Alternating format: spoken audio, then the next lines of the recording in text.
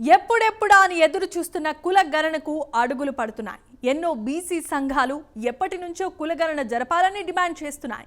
ఈ క్రమంలో సాధ్యమైనంత త్వరగా కులగణనకు ప్రారంభించిన తేదీ నుంచి నెల రోజుల్లోనే పూర్తి చేయాలని తెలంగాణ రాష్ట్ర ప్రభుత్వం కీలకమైన నిర్ణయం తీసుకుంది.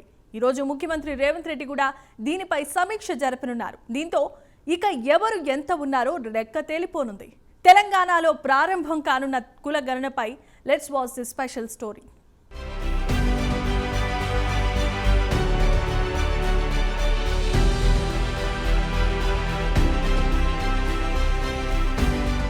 తెలంగాణలో కులగణన వెంటనే చేయాలని వివిధ బీసీ సంఘాలు ఎప్పటినుంచో డిమాండ్ చేస్తున్నాయి. కాంగ్రెస్ పార్టీ ఇచ్చిన ఎన్నికల వాగ్దానం ప్రకారం కులగణన చేపట్టాలని ఇటీవల బీసీ సంఘాలు ప్రభుత్వంపై బాగా ఒత్తిడి చేస్తున్నారు. రాహుల్ గాంధీ తెలంగాణ శాసనసభ ఎన్నికల సందర్భంగా కులగణనపై కామారెడ్డిలో మాట్లాడారు. దీనినే కామారెడ్డి డిక్లరేషన్ గా చెబుతున్నారు ఆ పార్టీలోని బీసీ నేతలు. దీని ప్రకారం కులగణన చేపట్టి పంచాయతీరాజ్ మున్సిపల్ ఎన్నికలలో బీసీ రిజర్వేషన్లను 20% నుంచి 42% పెంచాలని డిమాండ్ చేస్తున్నారు బీసీ సంఘాల నాయకులు. జనగణనతో పాటే కులగణన చేపడితే సామాజిక వర్గాల వారీగా ఎవరు ఎంత ఉన్నారో లెక్కలు తెలుస్తాయని బీసీ సంఘాలు చెబుతున్నాయి. జనాభాలో ఎక్కువ శాతం ఉన్న బీసీ కులాలకు తీవ్ర అన్యాయం జరుగుతోందనేది వాళ్ల వాదన. దీంతో దేశవ్యాప్తంగా కులగణనకు డిమాండ్ పెరుగుతోంది.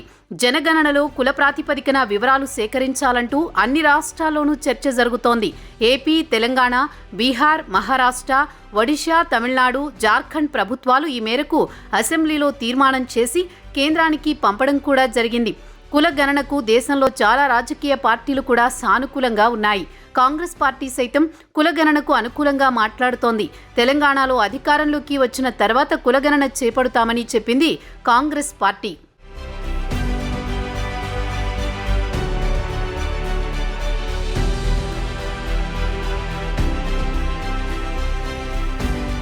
కులగణనను సీనియర్ ఐఏఎస్ అధికారి నేతృత్వంలో మానిటరింగ్ చేయాలని నిర్ణయించారు. మరోవైపు ఎస్సీ వర్గీకరణకు అనుకూలంగా సుప్రీంకోర్టు తీర్పు ఇవ్వడం, వర్గీకరణపై ప్రభుత్వం నియమించిన సబ్ కమిటీ సమావేశాలు కొనసాగుతుండటంతో అందుకు కులగణన సర్వే నివేదిక కూడా అవసరం ఉంటుందన్న అంశం కూడా చర్చకు వస్తోంది.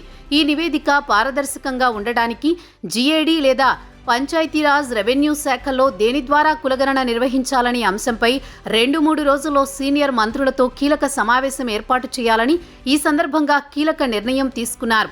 కర్ణాటకలో బీసీ కమిషన్, బీహార్లో జీఏడీ, ఏపీలో పంచాయతీరాజ్ శాఖ ద్వారా జరిపిన కులగణన సర్వేలపై చర్చించారు.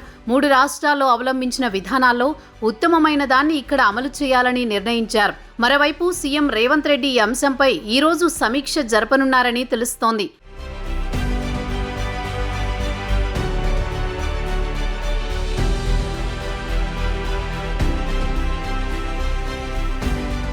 భారతదేశంలో జనగణన ప్రక్రియ బ్రిటిష్ కాలంలో ప్రారంభమైంది. 1872 నుంచి 1941 వరకు ప్రతి 10 ఏళ్లకోసారి బ్రిటిష్ పాలనలో జనాభా లెక్కలు సేకరించేవారు.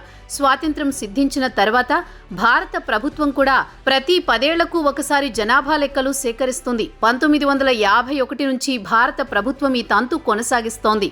కానీ బ్రిటిష్ ప్రభుత్వం కులాల వారీగా జనాభా లెక్కలు సేకరణ చేపడితే భారత ప్రభుత్వం కేవలం ఎస్సీ, ఎస్టీ, మైనారిటీ జనాభా లెక్కలే సేకరిస్తోంది. కులగణన వలన సమాజంలో అసమానతలు, ఘర్షణలకు అవకాశం ఉంటుందని భావించిన ప్రభుత్వం దాని జోలికి పోలేదు. చివరికి ఓబీసీల కులాల వివరాలను కూడా పరిగణలోకి తీసుకోలేదు. 1953లో భారత ప్రభుత్వం కాకా కలేల్కర్ నేతృత్వంలో నియమించిన మొదటి ఓబీసీ కమిషన్, 1978లో బీపీ మండల ఆధ్వర్యంలో నియమించిన రెండో ఓబీసీ కమిషన్ తప్పనిసరిగా కులగణన చేపట్టాలని సిఫార్సు చేశాయి. అయినా భారత ప్రభుత్వం ఆ దిశగా అడుగులు వేయలేదు. ఓబీసీల రిజర్వేషన్లకు మండల్ కమిషన్ బ్రిటిషర్లు చేపట్టిన 1931 కుల గణాంకాలను ప్రాతిపదికగా తీసుకుంది.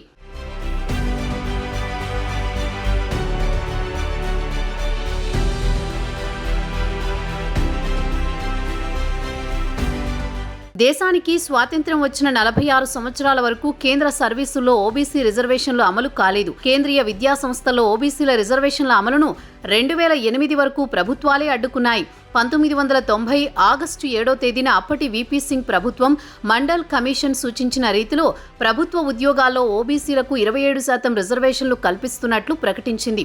ఓబీసీ రిజర్వేషన్ల ప్రకటనతో నేషనల్ ఫ్రంట్ కూటమిలో భాగస్వామిగా ఉన్న భాజపా కేంద్ర ప్రభుత్వానికి మద్దతు ఉపసంహరించుకోవడంతో 1990 నవంబర్ 7వ తేదీన వీపీ సింగ్ సర్కారు అధికార పగ్గాలు కోల్పోయింది.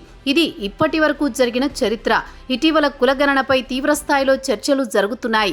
ఈ క్రమంలో బీజేపీ కులగణనకు వ్యతిరేకంగా ఉందని తెలుస్తోంది. ఈ నేపథ్యంలో తెలంగాణ బీసీ ఫ్రంట్, జాతీయ బీసీ సంక్షేమ సంఘము కులగణన చేపట్టాల్సిందేనంటూ సుప్రీంకోర్టును ఆశ్రయించింది. మరోవైపు కేంద్ర ప్రభుత్వం కౌంటర్ అఫిడవిట్లో జనాభాను కులాల వారీగా లెక్కించడం కష్టసాధ్యమని పేర్కొంది.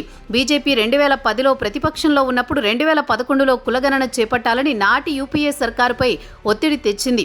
2018లో నాటి హోంమంత్రి రాజ్నాథ్ సింగ్ ఆధ్వర్యంలో జరిగిన సమావేశంలో 2021లో జరగబోయే జనగణనలో కులాల వారీగా వివరాలు సేకరించాలని నిర్ణయం సైతం తీసుకున్నారు. అయితే ఇప్పుడు కులగణనకు ఎన్డీఏ సర్కారు ఎందుకు విముఖత చూపుతోందనేది అందరిలో తలెత్తుతున్న ప్రశ్న.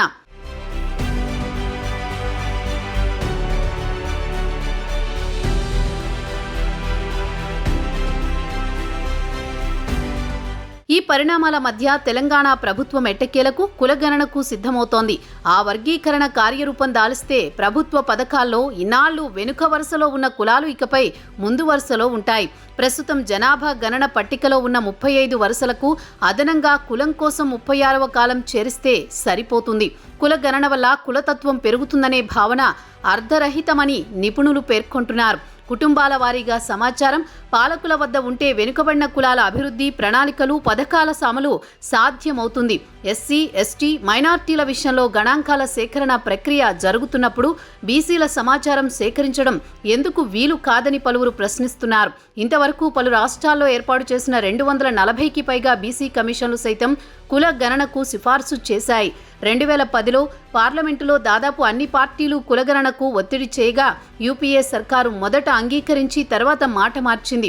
2011లో సామాజిక, ఆర్థిక కులగణన చేపట్టినా ఆ వివరాలను బయట పెట్టలేదు. 50% పైగా కులాలు కనీస అభివృద్ధికి నోచుకోకుండా అన్ని రంగాల్లో వెనుకబాటుకు గురైనందువల్లే ఆ సమాచారాన్ని తొక్కిపెట్టారని కొంతమంది బీసీ నేతల అభిప్రాయం.